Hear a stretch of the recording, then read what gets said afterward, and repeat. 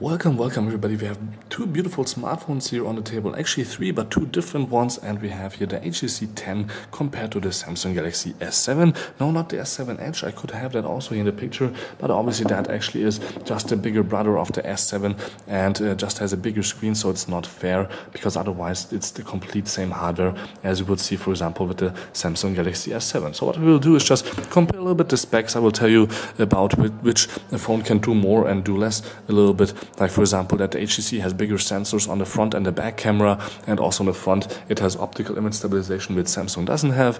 But otherwise Samsung has, for example, wireless charging built in, and it's a little bit more waterproof than the HTC, which you maybe not even need, since the Samsung is waterproof, so you can go swimming with it in sweet water, so not in the sea where you have salty water, but for example HTC is still possible to use under the shower with IP53, so if it's raining or if you use it under the shower, it will be definitely still fine. So more about the hardware now. Let's just go around to both devices and check out the designs, which are completely different. So for example, you see here both in black, and you have here the black design with the glossy back cover that is a little bit shiny and rounded to the sides, and obviously HTC is doing the same round to the side design, but what you have here is no fingerprints almost at all that you can see, and on Samsung, once you touch it for the first time or a few times, you will definitely see these fingerprints that you have to clean all the time. Also, the cameras, both 12 megapixel, both with face sensors, both really nice in quality, as you will see in a second. But what HTC, for example, has is a dual flash and a laser autofocus. Here we don't only have a single flash and a face focus, which the HTC also has, and both have a sticking out camera. You can see that a little bit from the side. HTC sticks maybe out a little bit more, but both have optical image stabilizators on the back, so that's why they are a little bit just thicker there. Otherwise, from the design, both metal bodies, SIM card and nano SIM card and microSD are on separate sides for HTC. For Samsung, they are both on one slot, and otherwise, if you look at them from the bottom, again, always there's similarities with smartphones looking at them from the bottom, but you can see that we have two different USB connectors. So the latest USB Type-C 3.1, fastest data transfer in the world over USB, is available on the HTC, and Samsung still is using USB Type 2.0. And that's it from the back and the front, and let's just go into the software then, where I said already the cameras are a little bit different, but not in terms of resolution. So for example, both have a 5 megapixel front resolution, but f1.7 on the Samsung, f1.8 on the HTC, so the aperture is a little bit better on Samsung, but we have optical image stabilizator on the left, and I would definitely say that it looks just a lot sharper on the HTC and better.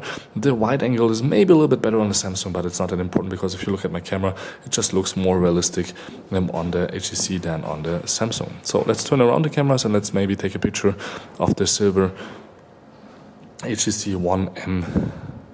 Not M10, just 10. Let me take with both a picture from the side angle. Here you go.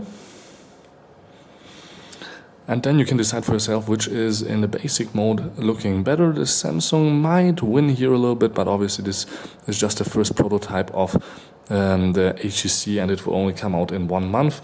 And you can see both look beautiful. The colors are a little bit different, but you can adjust those obviously always in the adjustments or the settings of the camera. So both have really fast autofocus.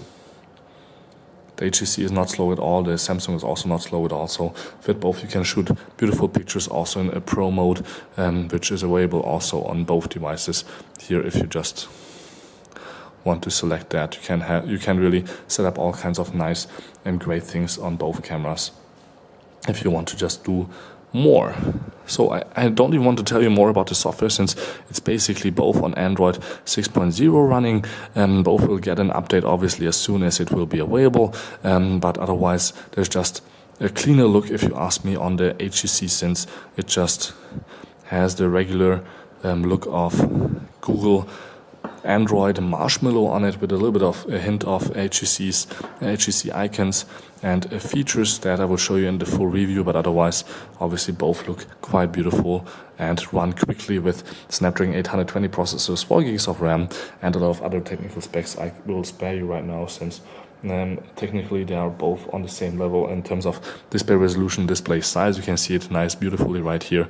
And also in terms of device size, now HTC caught up, left away their own logo and just built a phone that is the same size as the other companies will build their phones also on. So thank you very much for tuning in. Don't forget to subscribe. My name is Balazs, and this was just a really short comparison of the HTC 10 with the Samsung Galaxy S7.